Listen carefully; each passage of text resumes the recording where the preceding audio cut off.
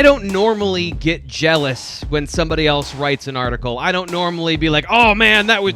But I am super excited and a little jealous to talk to Nate Bauer today because he wrote an awesome article yesterday at BWI.rivals.com. He joins me to talk about the freaks at Penn State. He talked to head strength coach Dwight Galt to get the top 5 players that are the freakiest athletes at Penn State. And you've seen the Bruce Feldman's freak list. This is just Penn State players. So, Nate, welcome to the show. And for a couple days here, I've wanted to switch places with you. It's not that great, but... Listen, I don't think you understand. You're making me blush. I love sports science to the point that I married my personal trainer. My wife, we met because she was a trainer at the gym, and we hit it off talking about sports and athletes and things like that. So this I love this. I love that we're talking about it today. But go ahead. No, I was just going to say he loves it too. That's the overwhelming sentiment, and the thing that was most interesting to me is how much Dwight Galt loves the combine, these events. They break it down on a minute scale, right? Like within the program, like the program takes these things very, very seriously. It is not just strength and conditioning. It is how can we transform you from good to great, great to elite, elite to other human, right? Yep. Like otherworldly athlete. And this incremental process, right? All of the things that go into getting that extra inch in your vertical jump. It's just, he takes a ton of pride in it. It's not an accident that Penn State is so good at these things every year at the combine. And it's just a thing that he really, really gravitates towards. Now, I jumped the gun a little bit because I do want to talk about some news and notes before we get to the freaks list. So if you're sticking around, stick around for that. But yesterday was James Franklin's first press conference of the year during game week. What were your impressions of what came out of yesterday? Yeah, so the big one to me, and I feel like he's been hinting at this through the preseason, is the level of confidence that he has that Penn State offensively is prepared for the season. Yeah. Right? Like we've had these conversations and even the podcast that we did with Matt McGloin, right? Like there is this cloud of uncertainty as to your expectations for Mike Yurcich and what he is able to do for Penn State football are high. There's no question that he is expected to be able to transform this offense back into again reflections of Joe Moorhead in 2016, 2017, 2019, right? Even with Ricky Rane. So that is what Penn State is hoping for. It's just a question of how quickly can it happen.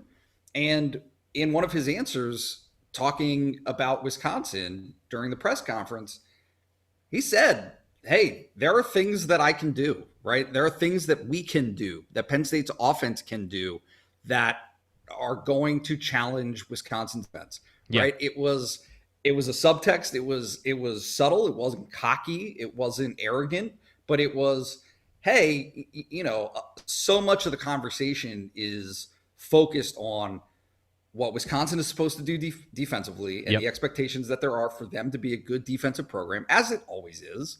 But conversely, how much Penn State struggled offensively last season. Yeah. And this notion that maybe that will continue, that maybe they won't kind of snap out of that. Basically, he said that Penn State has better athletes on the outside. The veterans are coming back for Wisconsin, but what he said is, they play man coverage a lot. That presents you opportunities and some of the things we can do on the outside. So he, as politely as he could say, believed in Parker Washington and Jahan Dotson and his receivers, that's going to be an advantage for them. So I agree with you. I think that is one area that people are looking at, and I know I've done that this week with the guys we've talked to, of all the veterans that are coming back for Wisconsin. But I asked Jake Kokorowitz Kokorowski yesterday, like, are they good or are they just returning? And from that perspective, you might think that James Franklin believes that he's got an advantage in that, and then it becomes whether or not Sean Clifford can take advantage of those things.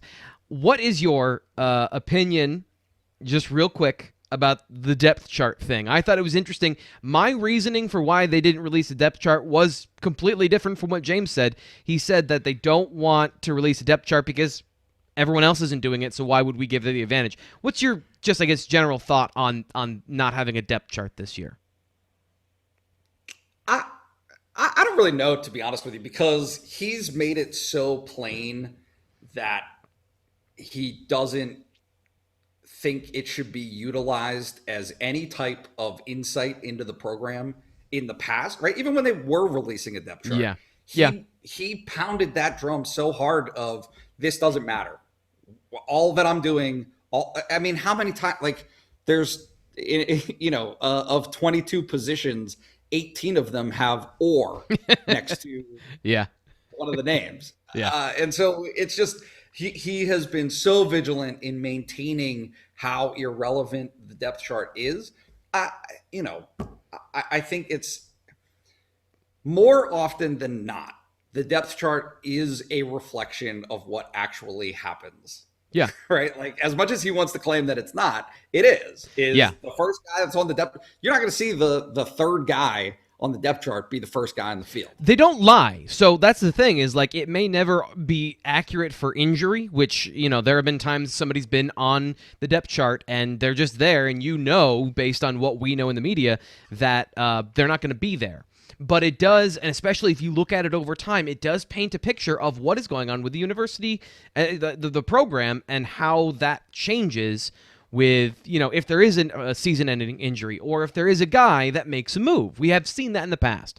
So when he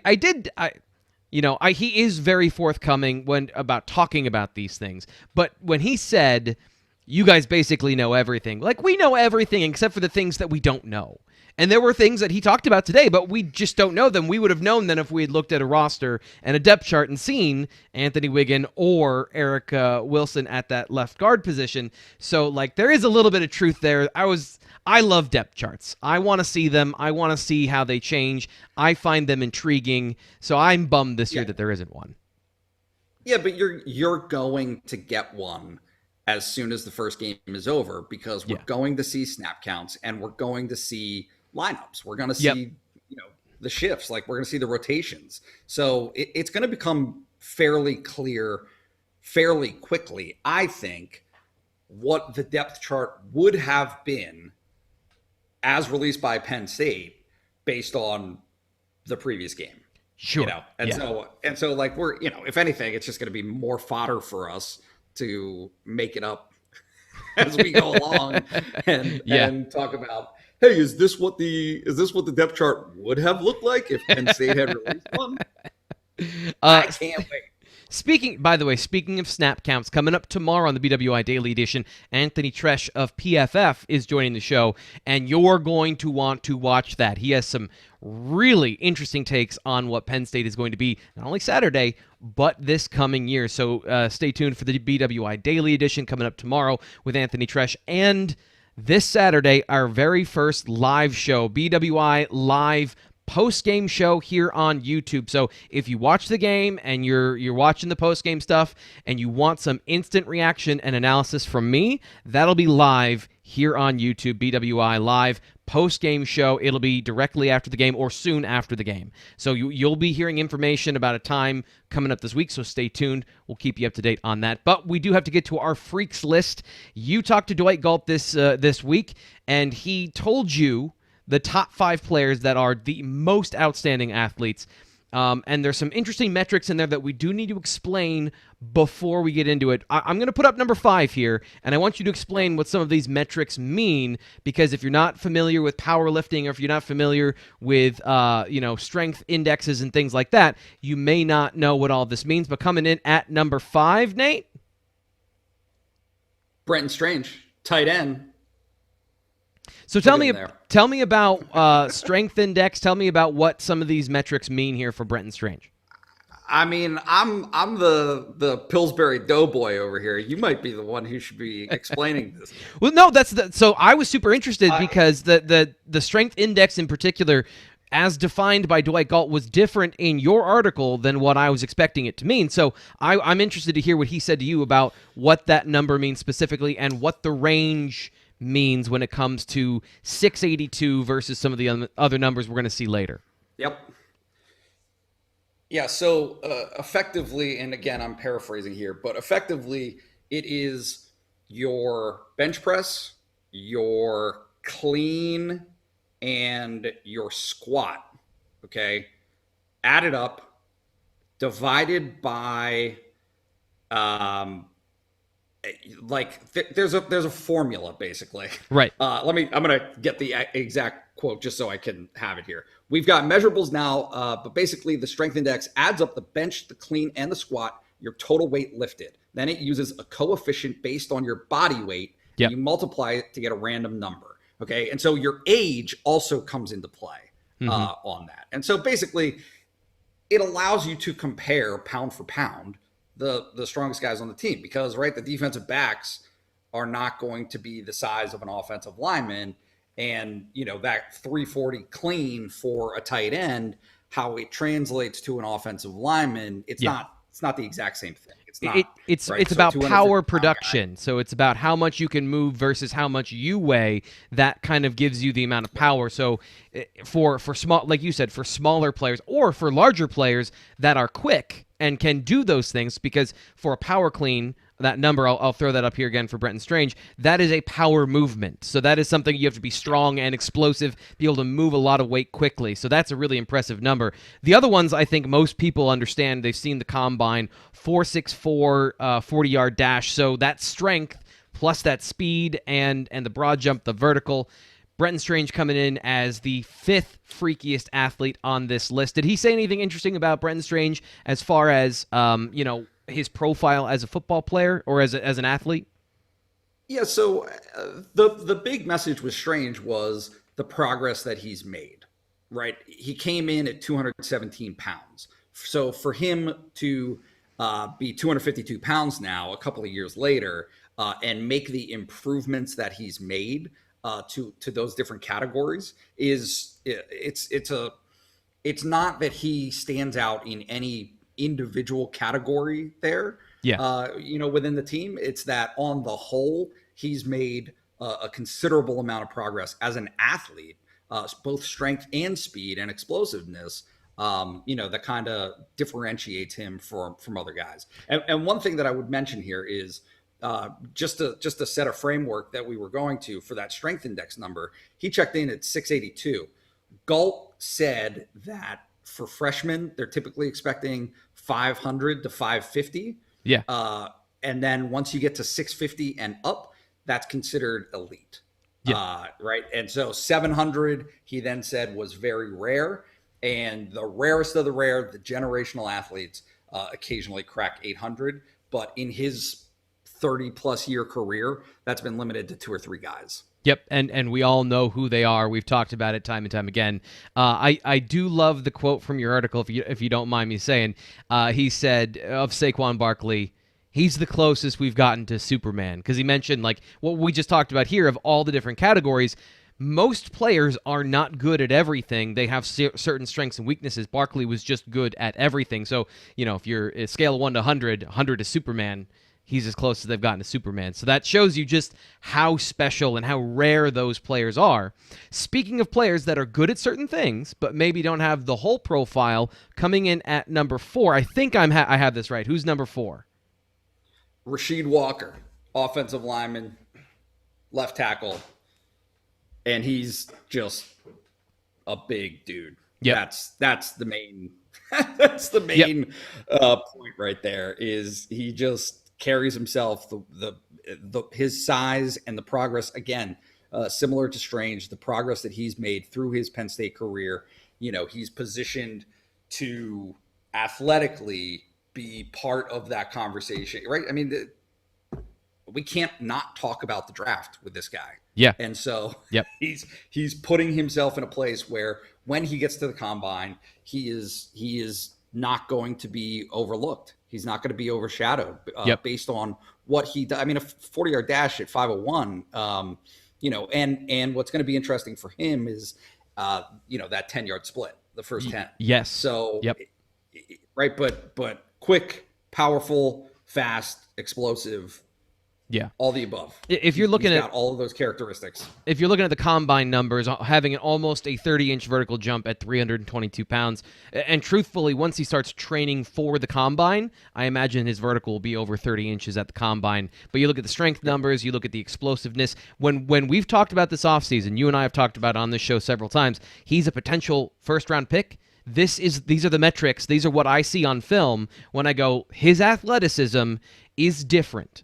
Penn State hasn't had a left tackle like Rasheed Walker in a long time. It's been about putting it all together, and this is what Phil Trautwein is working with and what we all expect will be the next step for that position for Rasheed Walker and being a guy that is in that conversation as another top pick for Penn State in the draft, as long as he puts it all together on the football field. Any other notes from Dwight Galt on Rasheed Walker? No, that pretty much covers it. I mean, just you see there, that's 661. It's elite. That's, they consider that's where you want to get to, and he still has the opportunity to improve upon that. The biggest surprise on this list to me comes in at number 3. Tell everyone who had my eyes go, oh, really? Yeah, same. Now, granted, look, like, this is Dwight Galt's opinion. This is how he picks it. But John Sutherland, safety, guy who's been around the program for forever. You know that he's important to the program because he's been a captain for as many years as he has. Yeah, he's right. I mean, he's carved a spot for himself on special teams, obviously, and there in the secondary on defense. But he's more athletic than maybe he's given credit for. Right? Yeah. 4.48, 36-inch vertical, and powerful. That 550 squat, and that strength index. Yeah, look at that. 724. I mean, that is elite. And one of the things that Galt mentioned with him and took the time to point out was how consistent he's been at doing that. This hasn't necessarily been an upward trajectory for Sutherland. He's been over 700 6 times, six different testing periods, and they test 2 or 3 times a year. So for him to have done that for as many years and as many opportunities as he's had, that's a signifier of just what he's capable. And this is kind of why you see Penn State trying to find a place for him on the football field. He reminds me a little bit of Koa Farmer in a certain way, of a guy that is that safety linebacker hybrid who, again, I'll put up the numbers again here. You look at it, 36-inch vertical. He's 5'11", 205. He runs a 4.48. A lot of these things do show up on film. Like, he is an explosive downhill athlete. It's been the positional abilities and finding where he fits on the field. But that strength index, not to spoil anything, but that is the highest on this list of his strength for his size. He is a phenomenal athlete, and that's why he's a special teams captain. That's why he's a guy, in that arena, why he's been such a consistent producer for Penn State. It is a little unfortunate that he hasn't really taken that step on defense, but as far as, a guy that they brought into the program that they've developed well, he is among some of the best that they've been able to produce. What are you expecting of him this year? Because he's an interesting thing. Total side note here. That positional ambiguity of it, whether playing Sam, playing safety. What are you expecting of Sutherland this year? Yeah, I mean, that's what I was just going to mention is we saw him at linebacker last week at practice. And so it goes back to when we've been talking about this. It feels like all preseason, but the guys who don't, it's either a great thing or a bad thing, and I can never figure out exactly which one it is. As to, do they not have a home? Do they not have, is there not a place for them where they're in a groove and can maximize their best potential based on the defense itself? Or is it positional versatility that these guys can appear everywhere and be good at everything? I mean, I think that sometimes from year to year, it just depends on the guy, but that having options as a defensive coordinator is something that you like. Yeah. That is a good thing for them to have that ability based on different situations throughout the course of a football game. Hey, these are the metrics. This is the likelihood of this type of play being run in this situation.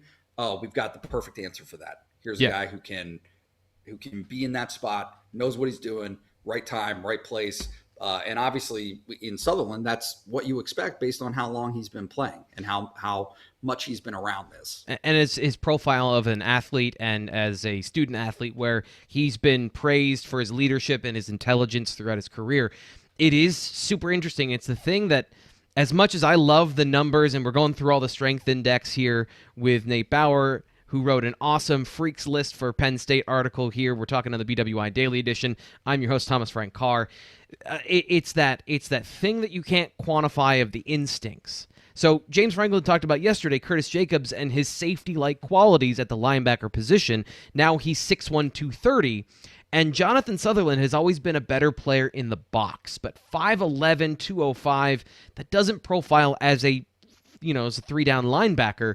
And that's the part that I think has always been missing with Sutherland is from an early on, he's had this physical ability. It's been that intangible instinct to me that hasn't quite shown up for him. And it's one of the things to me that's the most disappointing for him, especially of like, he's doing everything right. He's trying to, it's just one of those things that separates good players and good, versatile players from the truly great players is that intangible instinct.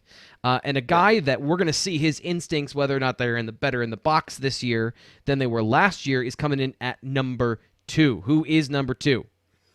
Brandon Smith, who, I mean, dude was a beast before he got to Penn State. Yep. Right. Like that's kind of the deal with this guy. Is he already, when he arrived at Penn State, he was a guy who you looked at and said, whoa, like that, it looks the part already as a true freshman. Now he's junior. And again, I mean, one of the insights that Galt provided that was so interesting for Smith is, he might have looked the part, but he has actually made pretty big strides himself in the strength and conditioning tests. Yep. And to me, if you look at that 245 pounds, that's gone up. And when you talk about frame and you talk about size, those are two different things, right? So he mentioned that he's a baby Micah Parsons in your article. And the thing that I find is interesting is that, Brandon Smith is a bigger frame. He's a longer athlete. So he's actually, to me, a little bit thinner than Micah. Micah was a very stocky, stout sort of player, and they end up in relatively the same place because of the different types of abilities and the different, just the way different bodies are composed. But that 36-inch vertical, the 4.43 speed, those are the legit numbers you're looking for as a linebacker. But I'm not surprised that from a strength index, it's not as high as Sutherland because he's 245, but he's a longer athlete. And if you've ever tried to do a bench press with long arms, like if you've ever tried to do the bench press before, the shorter your arms, the better. And he's got like 36-inch arms. Not to knock his bench whatsoever, because it's phenomenal. But if you're looking at, I guess what I'm trying to point is the difference between a guy like Micah Parsons and Brandon Smith is the way their bodies are built. You're going to get different results based on that longer, leaner frame, but he still gets a 245. He still gets the job done athletically. Yeah, and I mean, I think that the bigger point isn't necessarily just how strong he is; it's how he combines that strength with his quickness, and his speed. Right? I mean, that the 414 shuttle there is, to me, the sign. Right? This is a change in direction drill, which as a linebacker you need to do. That is a football skill that translates directly from that drill to the football field. And it's 6'3". That's the other thing too, is like I was mentioning, long legs, long arms. It's harder to do at 6'3". That's impressive. Yeah. And so he combines those things. And as Galt pointed out, he's made these gains while adding weight. And so to put 15 pounds on and then also concurrently add 6.5 inches to your vertical, That's insane. Yep. That is right. that, Like that's yeah. yeah, that's something. The 11-foot broad jump. Yep. And That's a Walt huge pointed it number out. too. Exactly. The shuttle, the 40 at 4.43, and the 11-foot broad are all numbers that would finish top 5 in the combine today. Yep. So, Yep. you put all those things together, and you got a guy who, if he puts it on the field this year, it's going to be an interesting offseason for him. Yeah. So that right there, I think, is what I was trying to say poorly earlier, is that, if you compare two elite athletes and they look different and they act different, because he's got such a big frame, he adds that weight in a more natural way, where it doesn't look like he's this big, strong athlete, but he is that strong, and it still allows him to be that explosive with that 11-foot broad jump. He's really like a we overuse the word prototype, but he really is a prototype for what you're looking for in a modern linebacker, with the ability to run and still having that size to be able to take on the line of scrimmage and make plays in the backfield. So moving into that will linebacker spot, he's going to be a huge benefit, should be, to the Penn State run defense. It'll be exciting to see him play in that role this year. And coming in number one, a guy that's proven it on the field, that has proven it now in the testing numbers, our number one freak is Jaquan Brisker, fifth-year guy, came back for that extra year. Definitely could have gone pro last offseason, but didn't want to do that. Didn't want that to be the way he exited Penn State. And so now you've got, if you're a Penn State fan or a Penn State player or coach, a pro. You got a guy that is a pro playing this year, preseason All-American. The accolades are too numerous to mention here, but he's a guy who fast, very fast. Yeah. Very, very, very, very, very. Can we just sit on that for a minute? Can we just sit on that 4.30 number? Here's the thing. So a lot of people, they'll kind of side eye some of these numbers because, it's home cooking. Penn State, it's 39.5 yards downhill. I don't really care if you believe that number or not, kind of like with Jason Owe and Micah Parsons last year during the pro day. It's still insanely fast, even if it is given some home cooking. These are cornerback numbers from Jaquan Brisker. Yep. Nah, I mean, under a sub-4 shuttle, 4.3, 40-yard dash. I said it in the story, but it was funny. I asked Galt after he said 4.3. I said, I don't think I heard you correctly there. What did you say? Did you say 4.3? And he said 4.30, like period. Like the dude is just lightning. And so I think when we're talking about him though, as more than just an athlete and as a football player this season, it's just a matter of positioning those, bringing it all together, right? Yes. Making plays on the ball. Coming down with the interception that last year, slipped out of his hands a couple of times. If he can do those things this season, and certainly that's his expectation, there is nothing from a physical perspective preventing him from being really very good. Yeah. Very, very, very good. Truthfully, that some of these numbers, it's always a perception issue. Because I go back to the Rutgers game last year where he was playing deep safety and he made a play on the ball on the boundary on a go route. And to me, that's the sort of like, you've got to be a really good athlete to get there and to make a play on that ball. That was kind of the thing I wanted to know about what he is as an athlete. And again, you put up these numbers, a 4.30 and a sub-4 shuttle. I now am changing my perception of what Penn State can do with Jaquan Brisker. Not that I ever thought he was slow. I just thought he was in the 4.4s, but maybe not this elite speed. But at 6 foot, 6'1", 205, you can now comfortably line him up in, as long as he has the positional skills to do it, in man coverage on anybody. You can play him deep. He can literally play at any level of the field, and he has the ability to do any assignment you ask of him. Yeah, and I don't have the quote in front of me, but that's basically what Brent Pry said in the spring, was that if Brisker, obviously he got to Penn State as a junior, his junior year of eligibility, based on 2 seasons of junior college ball. But Brent Pry, again, paraphrasing, said he's played the field safety, he's played boundary safety, he can play cornerback, and if he had more time at Penn State, he could be a linebacker.